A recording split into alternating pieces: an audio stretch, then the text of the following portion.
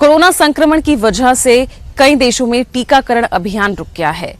UNICEF की एक report के मुताबिक टीकाकरण अभियान रुकने की वजह से करीब 40,50,000 बच्चे अब तक इन वैक्सीनेशंस को नहीं ले पाए हैं, जो उनके स्वास्थ्य के लिए खतरनाक साबित हो सकती है।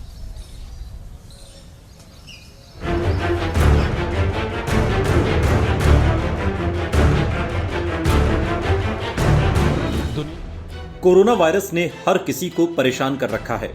इसका तोड़ ढूंढने की कोशिशें भी जारी हैं। ये वायरस हर उम्र के लोगों को प्रभावित कर रहा है। हालांकि 18 से कम एज ग्रुप को इस वायरस से कम खतरा है। खतरा कम जरूर है, लेकिन है। ऐसे में जब पूरी दुनिया इस महामारी से बुरी तरह से जूझ रही है, ऐसे में एक और गंभीर समस्या पैदा हो गई है, और वो है वैक्सीनेशन। नहीं, हम कोरोना वायरस की वैक्सीनेशन के बारे में बात नहीं कर रहे। हम तो बात कर रहे हैं बच्चों को जन्म के बाद लगाए जाने वाले टीके के बारे में। कोरोना वायरस और लॉकडाउन का सीधा असर बच्चों के टीकाकरण पर भी पड़ रहा है। यूनिसेफ की एक रिपोर्ट के मुताबिक कोविड-19 के कारण पूरे दक्षिण एशिया में करीब 40,50,000 बच्चों को नियमित टीकाकरण नहीं हो पाया है।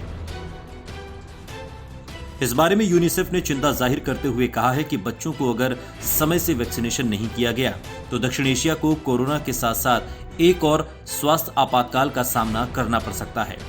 ये एक चिंताजनक विषय है, क्योंकि दक्षिण एशिया में दुनिया के लगभग 1/4 यानी करीब 40,50,000 बच्चे ऐसे रहते हैं जिनका टीकाकरण नहीं हुआ है या पूरे वैक्सीन नहीं लगे हैं। 1/4 में से करीब 97% बच्चे भारत, पाकिस्तान और अफगानिस्तान में रहते हैं।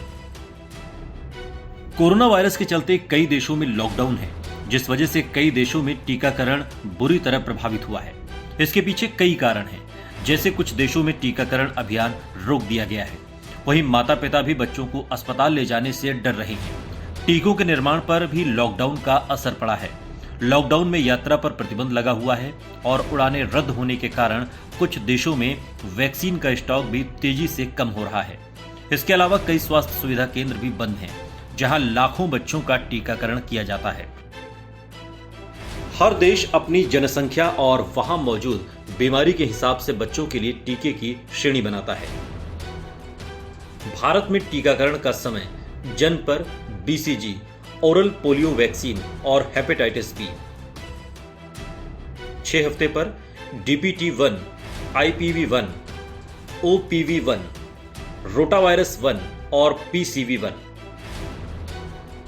10 हफ्तों पर DPT2, OPV2, रोटावायरस 2, 14 हफ्तों पर DPT3, OPV3, rotavirus 3, IPV2, PCV2, 9 से 12 महीनों पर खसरा और रुबेला 1, 16 से 24 महीनों पर खसरा 2, DPT बूस्टर 1, OPV बूस्टर, 5 से 6 साल DPT बूस्टर 2, 10 और 16 साल पर टिटनेस टैक्सॉइड और टिटनेस एंड एडल्ट डिप्थीरिया। डॉक्टरों के मुताबिक बच्चे के जन्म के पहले साल में लगने वाले टीके बहुत अहम होते हैं। पहले साल में लगने वाले टीकों को जितना हो सके समय से ही लगवाएं।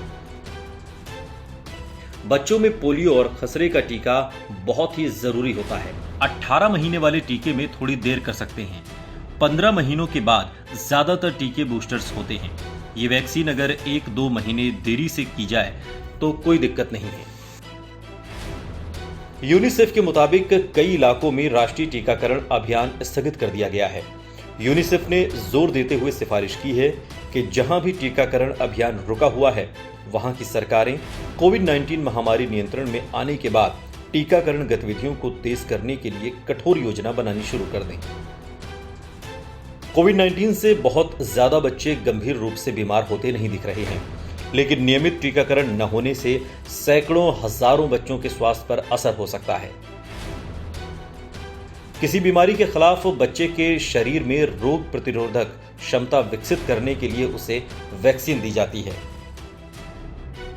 लॉकडाउन की वजह से लोग घरों में बंद हैं, लेकिन जरूरी टीकों का लगना जरूरी है। इसलिए जहां भी वैक्सीनेशन हो रही है, तुरंत बच्चों का वैक्सीनेशन कराएं। अन्यथा ये बड़ी बीमारी को दावत दे सकता है। सतर्क रहें, सावधान रहें। Special desk, total news.